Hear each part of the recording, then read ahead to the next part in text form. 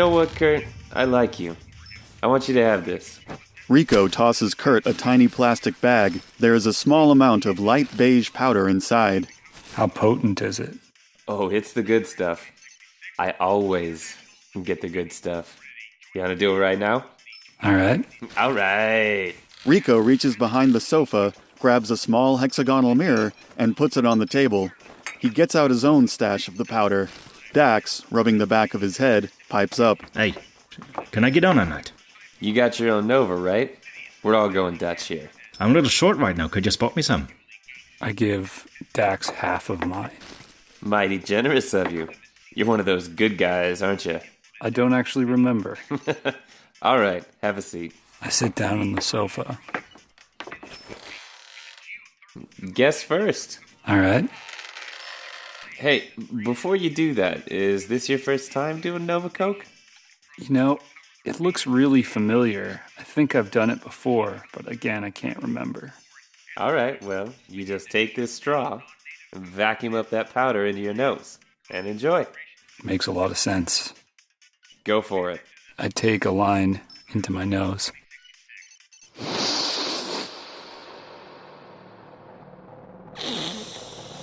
Oh man, I remember being in a trunk, and I remember being passed off in the middle of the night. I was like barely conscious. I couldn't even move my limbs. I felt so helpless. I felt like I had died and I was a ghost in the world. And I came into this trunk and then I'm here. Oh man, it's hitting this guy hard. Nice! I love first timers. You liking it, Curt? Yeah. You okay there? Yeah. Feels good. Alright, well, I'd invite you to stay and hang out, but I need you guys to buzz. I got some business coming and I don't think you want to meet these guys. No. Where's the package that you need me to take? Oh, right. Again, Rico reaches behind the sofa and produces a rather large cardboard box. Here you go, man. Just bring this over to Elloran and you'll be all set. And come back to me for payment. Hey, Dax. What's up? Are you heading over to Elloran's right now? Head in the opposite way. All right. Now, there's a bus stop outside, the 71. Take that bus all the way to the end of the line, then get on the 91, third stop. That'll take you right to the Black Jug, and you can check it out on your comlink. Dax, do I look fucked up right now? You kinda do. Here. Dax hands Curt a pair of sunglasses. Just wear those. You'll be fine. It is nighttime, isn't it? Well, it's sunset. By the time the sun goes all the way down, usually it'll be fine to take them off. Okay. I take the package and I look over at the female elf, feeling very confident, and I give her a wink, but I look kind of crazy. She doesn't notice as she is too focused on her game.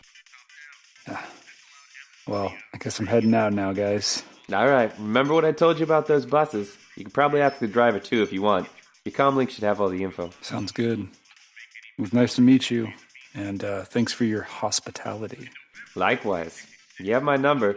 Go ahead and give me a call if you want any more of that, or anything else. Okay. Great. Thank you.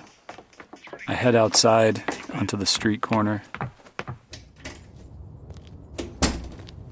Curt walks to the dingy sidewalk.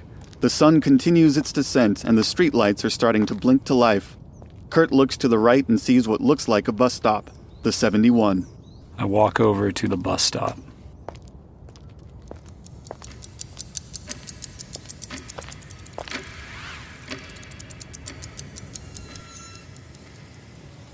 About 7 minutes later, the 71 pulls up. The door opens, and the driver looks expectantly at Curt. Do you guys take cred sticks? Yeah, we take cred sticks. Okay, great. It's okay if I bring this box on the bus? Yeah, come on. I pull out my cred stick and wave it around until the driver tells me where to put it. Put it in the slot, take it out of the slot. Have a seat. Thanks. It's been a rough day. I go sit down on the bus in an empty seat. I look around on the bus. In the back of the bus, there is a troll with a hoodie drawn low, casting shadows over his eyes. Headphone wires run up his chest and disappear into the hoodie. There are a couple of humans sitting alone, and an orc clutching a purse near the front of the bus. I talked to one of the humans closest to me. Hey, do you know where the Black Jug is? Black Jug? Yeah, I know that place. Great. How are the drinks there? Cheap, strong, and probably dirty. When you say dirty, what do you mean? Exactly what it sounds like. The glasses always have that kind of film on them. Not sure if it's soap scum or just drinks not being washed out. Stools are sticky. So is the bar, probably never been washed. Place is a dreck hole. Dreck hole. That's slang, right? Yeah, dreck. It's a bad word. Sorry, I'm not from around here. I'm new in town. Yeah, I can tell. Nice shades. Thanks. The passenger gets up and moves a few seats away from Curt. I attempt to keep a low profile on the bus at this point. About half an hour passes, and the bus pulls into the bus station.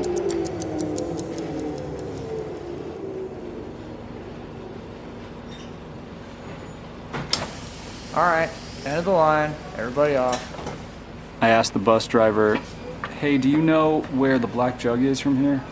Yeah, you looking to take the bus there? Yeah, whatever's easiest. Take the 91, 3 stops out.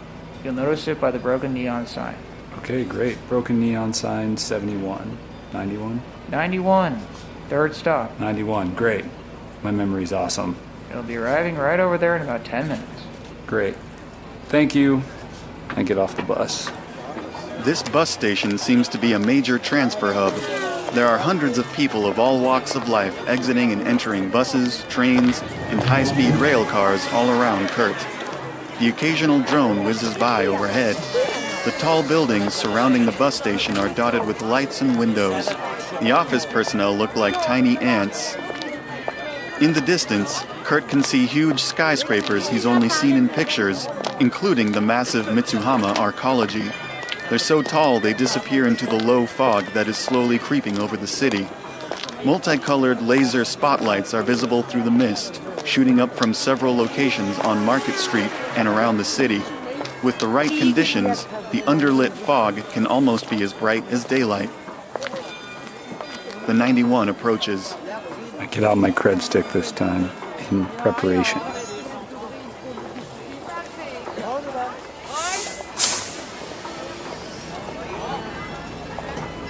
Hey, I'm going downtown to the Black Jug.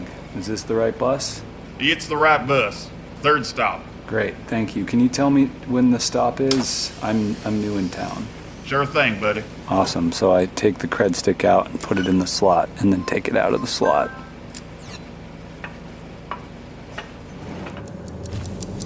The bus moves on.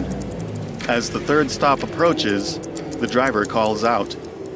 Hey, buddy, this is your stop. Black Jug. Great, thank you. I take the box and I walk out towards the direction of the Black Jug. The Black Jug is in dire need of repair. There is a neon sign with a purple jug with 3 X's in it. Underneath is a dirty facade filled with graffiti. The sidewalk is nearly black with trampled on gum and God knows what else. There are sporadic windows all up and down the block. About 1 out of 7 are broken. I go to a nearby window, take off my sunglasses, and look at the pupils of my eyes. Curt looks at his eyes in the window when he hears a loud thump on the other side of the glass. He looks through and sees an orc glaring angrily at him, making threatening gestures. I back away.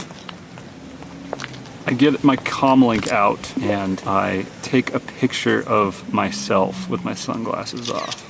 Curt looks at his photograph.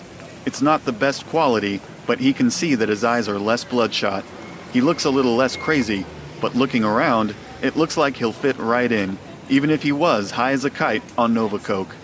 All right, it's time to make a deal. I go inside the Black Jug.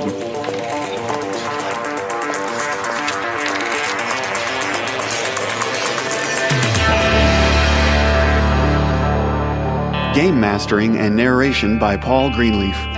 Curt is played by Chris Tomaso.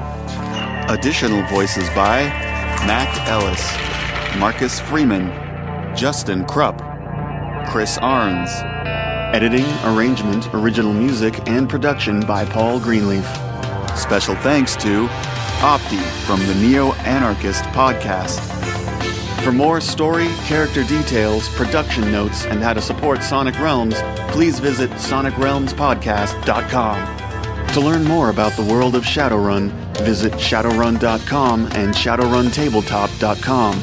The Topps Company Inc. has sole ownership of the names, logo, artwork, marks, photographs, sounds, audio, video, and/or any proprietary material used in connection with the game Shadowrun. The Topps Company Inc. has granted permission to Sonic Realms to use such names, logos, artwork, marks, and/or any proprietary materials for promotional and informational purposes on its website, but does not endorse and is not affiliated with Sonic Realms in any official capacity whatsoever. All other works mentioned in the podcast are the property of their respective owners. Original content of the Sonic Realms podcast is licensed under a Creative Commons Attribution 3.0 unported and share-alike license. If you use any part of the show, please credit Sonic Realms. And hey, thanks for listening.